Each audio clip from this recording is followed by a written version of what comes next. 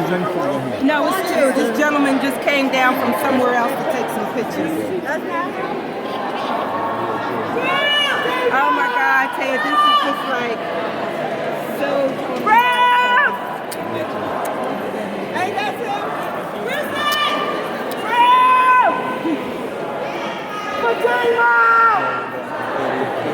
See that sun right there, the tallest one, right in the middle. Right in the middle. Straight in the middle. See the girl with the red keyboard? See the red keyboard?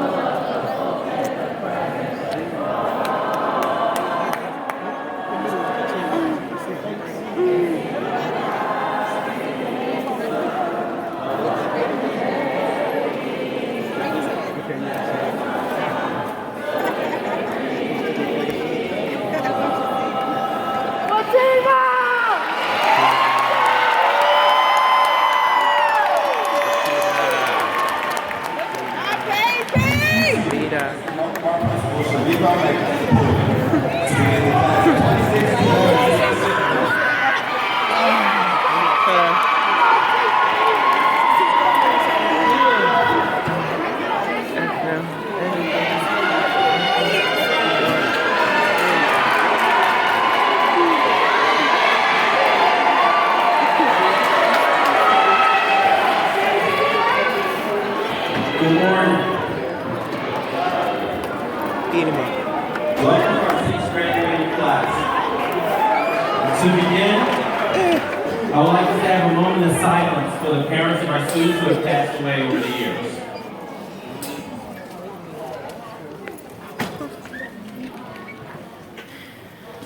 Thank you. Class of 2016, congratulations.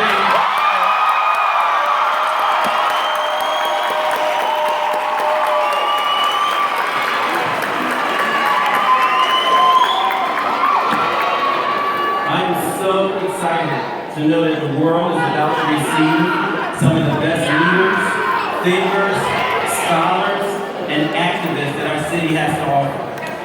Can you put these in a box? Such an impact on your communities in so many different ways. You have countless community service hours locally, including the time you spent mentoring your younger siblings and younger students inside MCSC. Representatives from the class of 2016 have even gone to Haiti and Malawi to provide leadership and service on an international scale.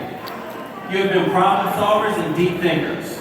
You work collaboratively with your peers and you advocate for yourselves and your communities. You excel academically as well as in athletics, the arts, and in life. As a class, you strive for excellence without making excuses. Our ancestors will be proud of you, and they will want you to push yourselves further. We also know that behind every one of these students who believes in himself or herself is a caring adult that believes first. So parents, guardians, teachers, and mentors, thank you too.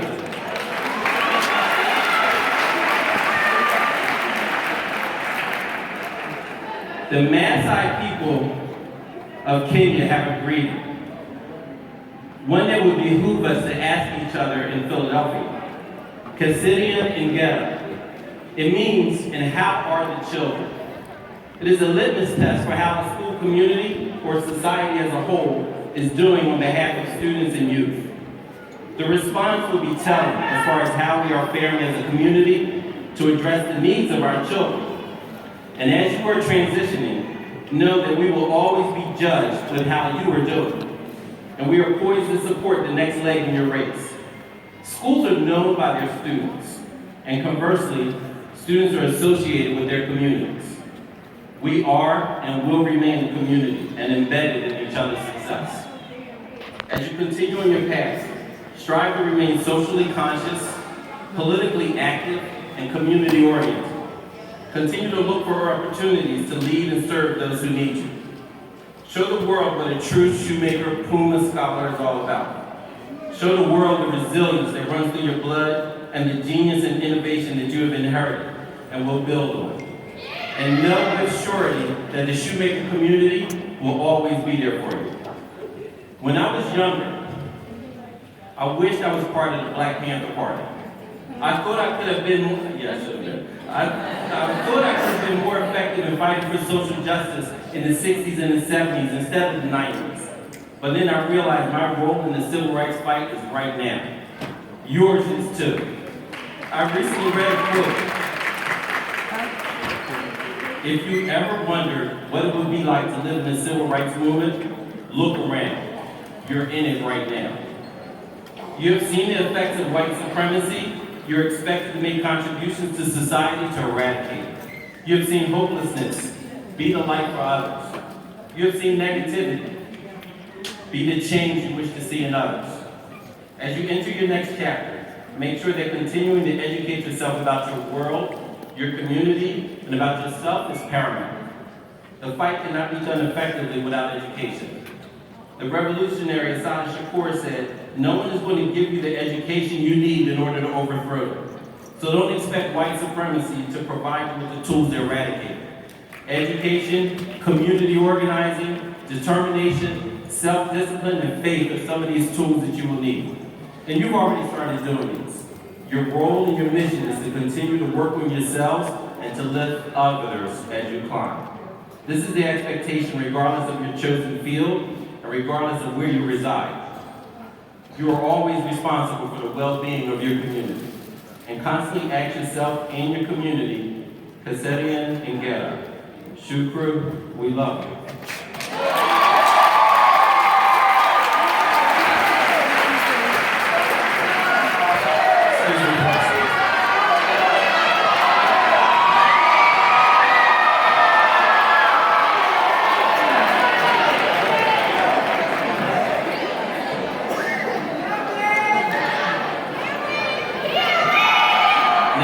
Welcome one of our founding members of the Shoemaker community, Nadir Suleiman, who will be introducing our class valedictorian.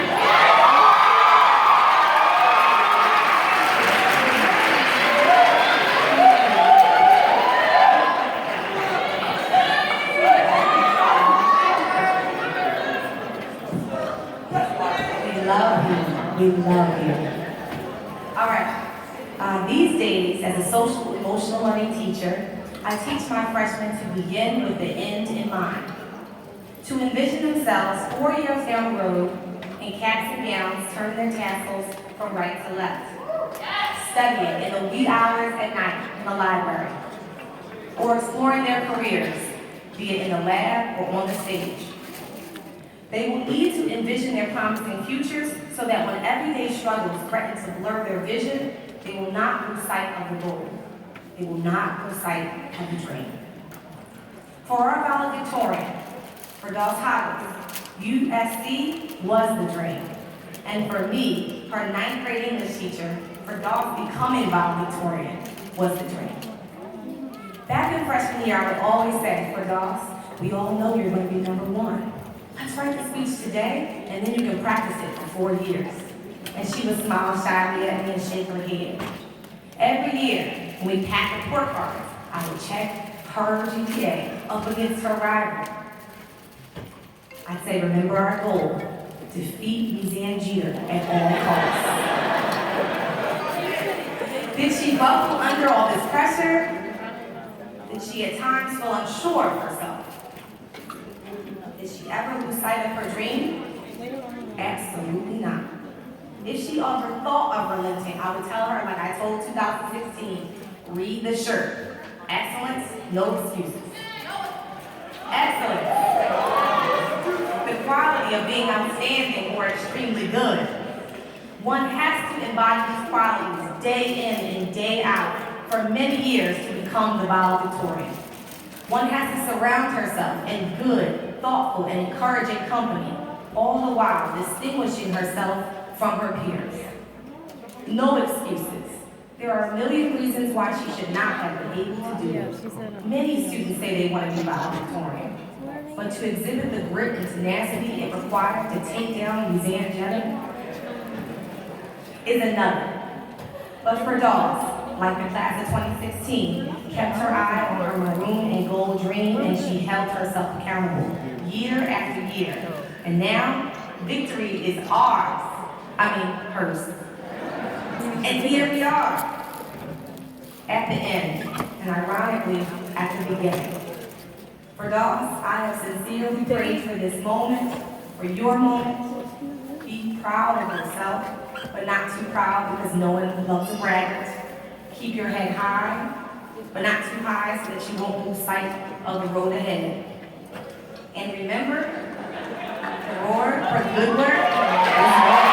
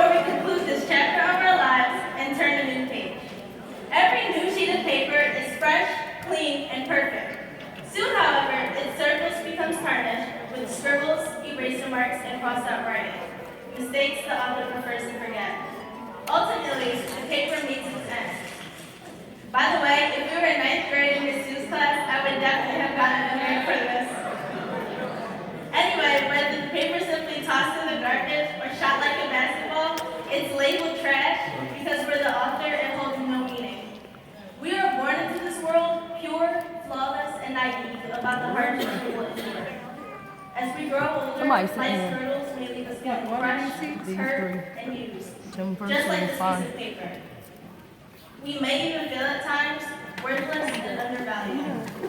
But this piece of paper will not end in the trash. It will be recycled, restored, and serving a purpose with a new story yet to be written.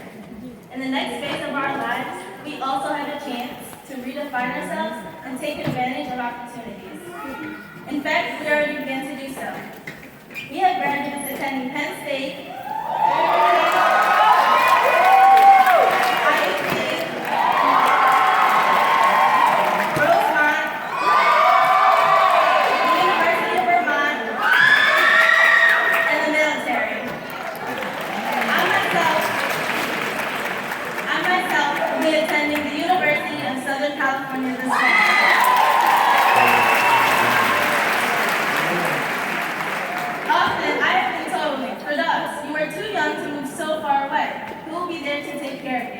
but I've decided to take this risk in order to fulfill my dream of becoming an accountant. In the next few years, we may encounter challenges that threaten our dreams, trash our hopes, or defer our plans. Thankfully, we will have our families and shoe crew to encourage, comfort, and support us through home-cooked meals, helpful advice, and care packages.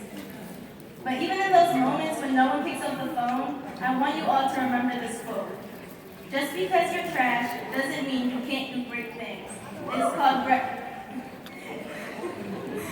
called garbage can, not garbage cannot. Thank you. 2016.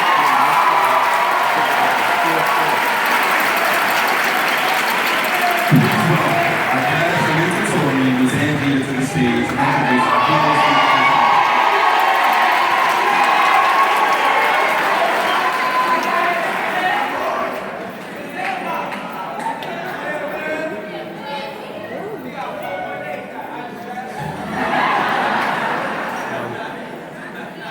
Good afternoon, family and friends of the class of 2016.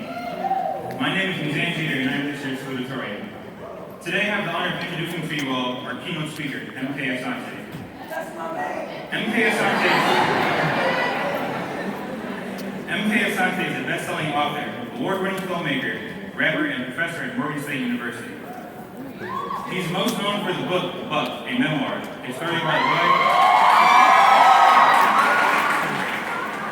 about a boy who endeavors to succeed in what seems to be a life where all odds are against him.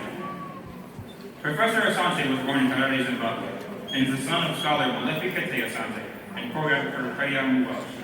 He later came to the United States, but his life began to fall apart, and soon he was on his own in the streets of North Philadelphia.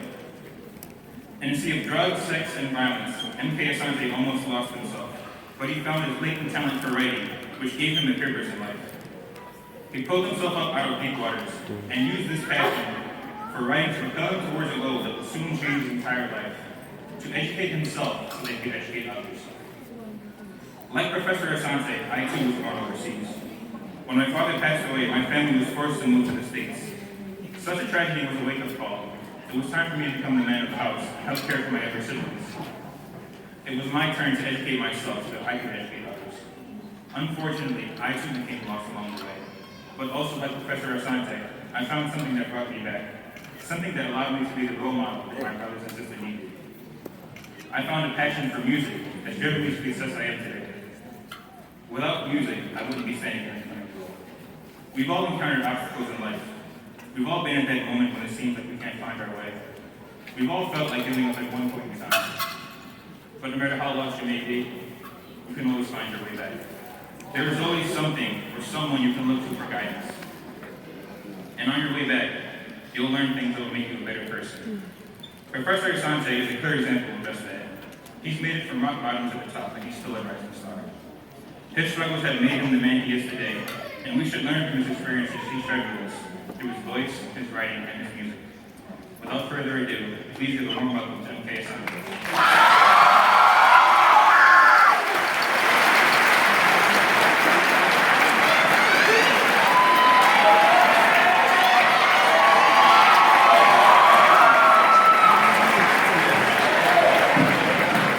Congratulations! I know when you graduate, it's really the effort of the community. So I see a lot of friends, family, mothers, fathers, sisters, aunties, uncles. Can we all give a roaring, celebratory praise for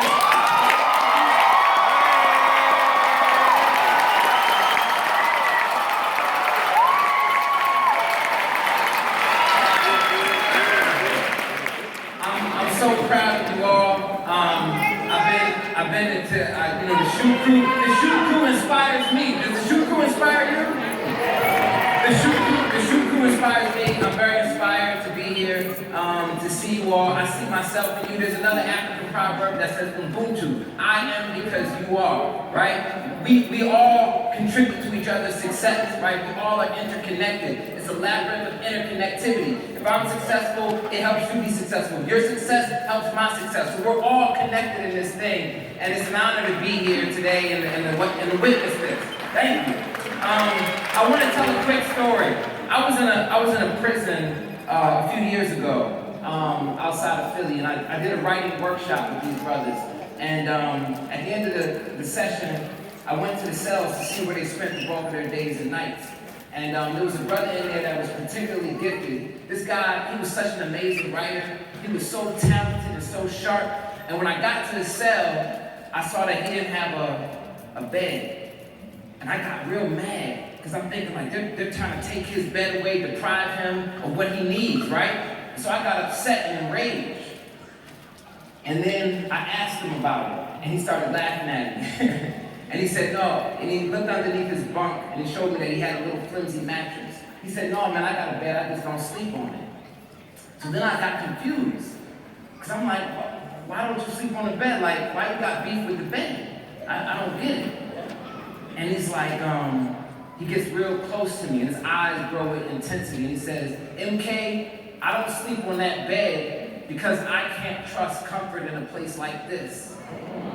He said, comfort in a place like this numbs you to the reality of where you are and why. So for him, sleeping on the floor, on the ground, against the wall, reminded him in that raspy voice of reality where he really was and why.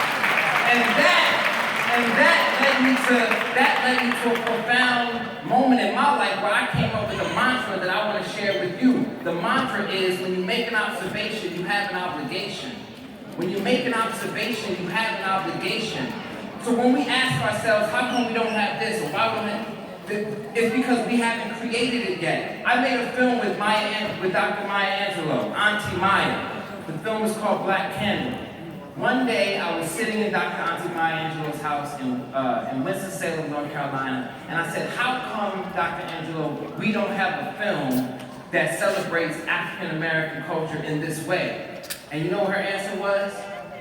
Because we haven't made it yet.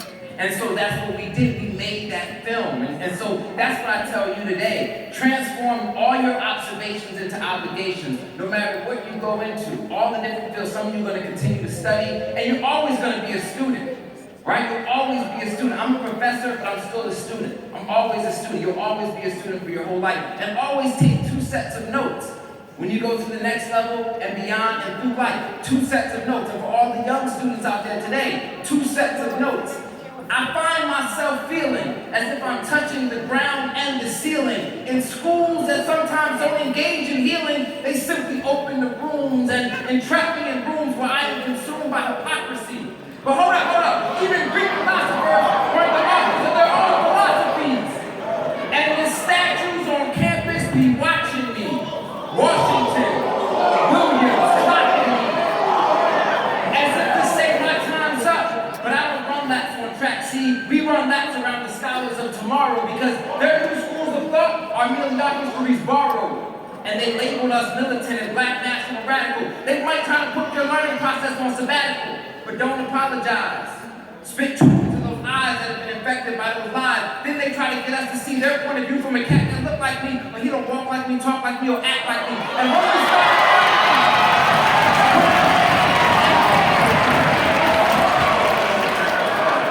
And homie started running when I asked if he was black like me, mastering their thoughts and forgetting our own. And you wonder why we always feel alone. From the media to academia, hanging brothers like coats. That's why in their schools, we gotta take 2 sets of notes.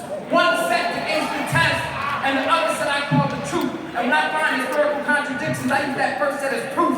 Proof that black youth minds are being polluted and counted and diluted and not culturally rooted in anything except the Western massacre. That's why when I was in school, most of us, we were scared of Africa.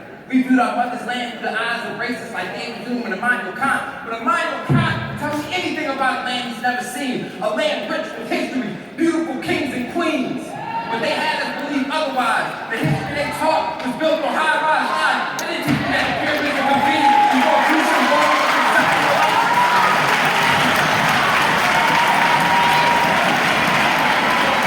Then they tried to claim the Egyptian race was a mystery. And I used to believe them until I went to Egypt, read the book 2 of the histories. Can it be any clearer?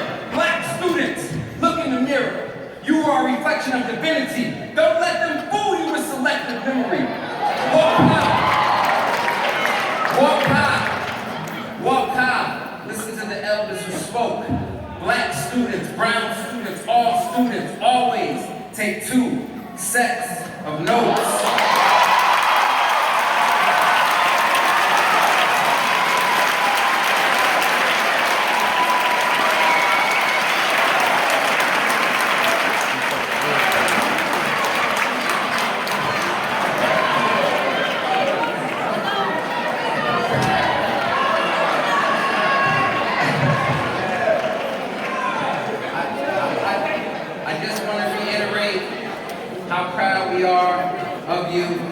Remember, as you go forward, eliminate distractions, create positive energy, fear absolutely nothing, and attempt all opportunities.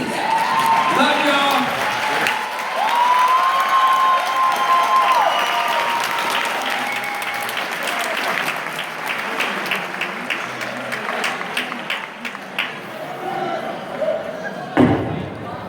Ms. Shea and Ms. Siema are assistant principals of instruction, and Ms. College advisor, Ms. Burke, college coordinator, to the podium to recognize our students.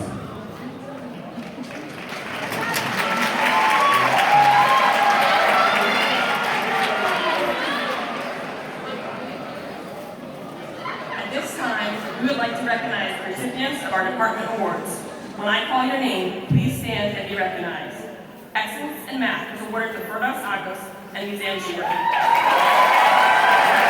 Excellence in English to Alana Smith and Talia Crane. Excellence in Science to Deanna Brown and Shahad Palmer. Excellence in History was awarded to Stephanie Still and Jerome Lee Johnson. Excellence in Language is awarded to Maya Glass and Bruce Bruce. Excellence in Art was awarded to Felicia Hodges, Vanessa Morris, and in Music was awarded to Leanna Ware and Kirby Eads.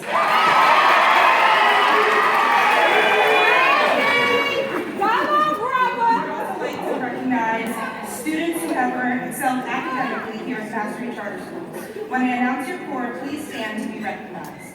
Seniors wearing gold cords are graduating with distinguished academic honors with a GPA above 3.75.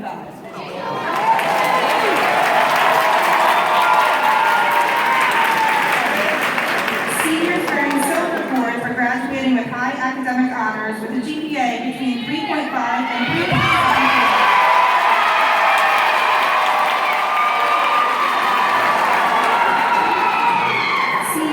Bronze cords are graduating with academic honors with a GPA between 3.25 and 3.49.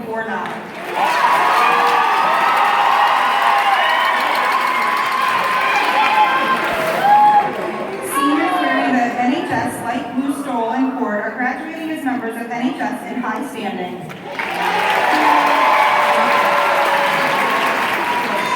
Seniors wearing the blue, gold, and silver tricolor cords completed dual enrollment college prep programs.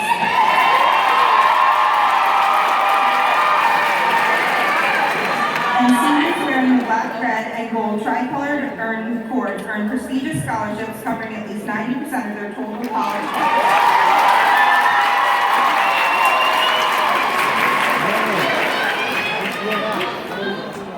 We would also like to recognize those students who excelled outside of the classroom. When I announce your cord, please stand and be recognized. Seniors wearing white cords maintain perfect attendance throughout senior year.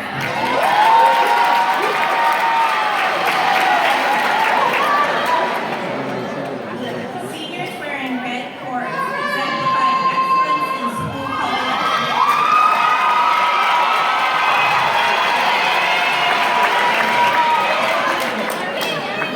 Seniors wearing orange cords earn distinguished senior projects.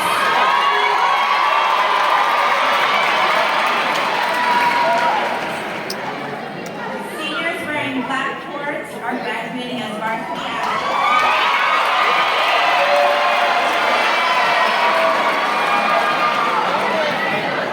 Seniors wearing maroon cords participated in an EC activity.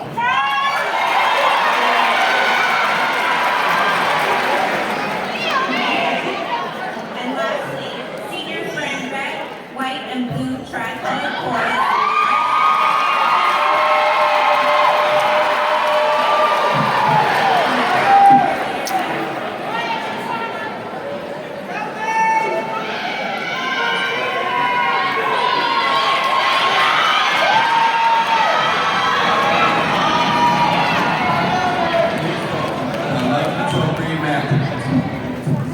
Our family partnership awards. Vinny.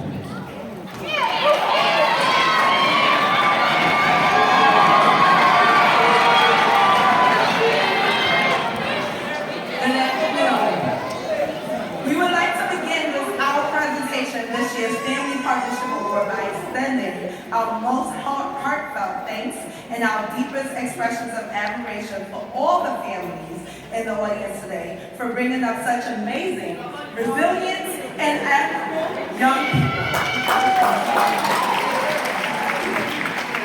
The old adage goes that it takes a village to raise a child, and we, everyone in this room today, know the truth of that statement.